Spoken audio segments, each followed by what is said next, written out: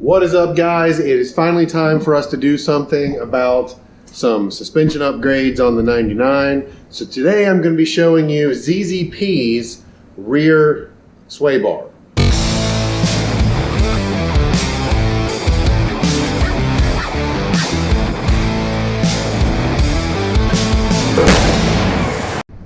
Okay, so this is the Zzp Rear Anti-Sway Bar. This is what comes in the kit. You get the sway bar itself, which looks really well made, has the collars on it like the factory piece does. It comes with the larger size bushings, which, if you can see on the inside, are not only either rubber or urethane, but on the inside lined with like a fiber to keep them from squeaking, which is pretty nice. And you'll notice this bar is adjustable. So you've got two different places that you can attach the sway bar end links, and this gives you flexibility with fine tuning how much you want the rear sway bar to actually do. Now, the reason why I'm changing the rear sway bar and only the sway bar right now, as we look at the factory piece, which is still in here, is that most front wheel drive cars are very, very prone to understeer, and Grand Prix are no exception. And though I'm not a proponent of huge sway bars in general, and I'll talk about why in another video sometime, upsizing the rear sway bar in comparison to the front sway bar will push the car more towards being loose, towards oversteer, which, if you're trying to be competitive or just really fun, is, in my opinion, a better setup. Also, I'm going to be installing this with no other modifications right now, so that I can show you guys how much of a difference just this one piece makes by itself.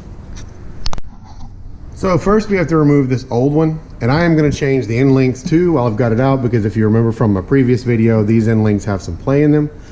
This is a pretty easy procedure. At least on these, this outside is an 18 millimeter, and you can hold it on the back with a 15 millimeter. So you're just going to take this nut off, take this nut off, pull the end links out. Then we're going to go in here and remove this nut on either side and pull this bracket back this way and out, and then the bar will be free. So from there, it's just a matter of wiggling it out around the exhaust.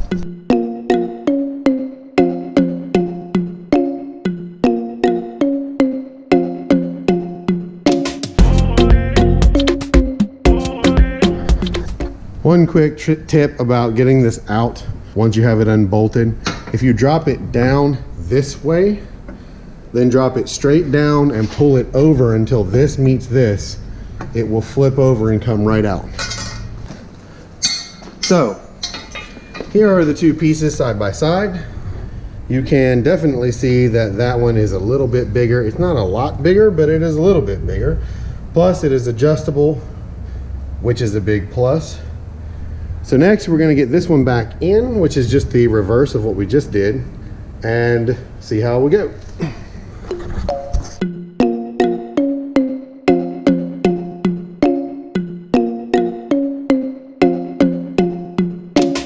Okay, with the sway bar back in, we can take a look at the fitment here, which is honestly really, really good. Pretty much exactly like stock. You can see here I still have one of these to tighten, but I've got the sway bar end links back on, and I went with the hole closest or furthest back, which is the stiffest setting. The reason why I did that is I am used to pretty loose cars from years of autocrossing, and I have really gotten to where I kind of prefer cars to be a little on the loose side instead of being so understeer prone. So that's why I went with this, and I'm not saying that's necessarily the best setting or the best setting for you, and I may even change this. So we're going to take it and try it out first, and then we'll see. But that's just the way I decided to go with it. Another thing that you might want to think about with these would be greasing where the bar goes through these bushings, just in case you get any squeaking or anything.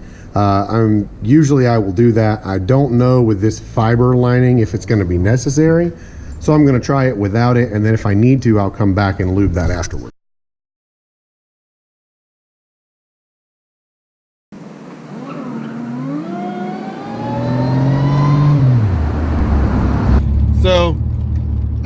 everyone's next question is, did it make a difference? I would have to say it's noticeable. I am glad that I set it on the stiffest setting, because even with that, it's far from what I would call like an autocross car level loose. It actually feels really neutral. When you push it really hard, which is of course when you're going to feel a sway bar anyway, you can tell more of a difference. Like overall, the car just is a little more neutral, a little more prone to want to try to turn instead of plowing forward. I would say it is probably one of the more noticeable, better modifications you can do to the suspension around this price point, because honestly it's a very inexpensive modification and it's hard to find much that level that's going to make a huge difference.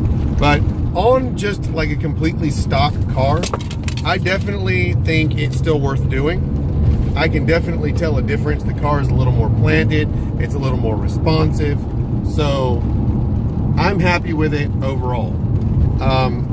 Definitely this car needs some shock and spring upgrades though, so we'll see going forward how this plays out and whether I need to adjust that any once that's done. But anyway, let me know what you guys think, and anyone who has this, what your experiences with this sway bar are, and what do you think I should do next.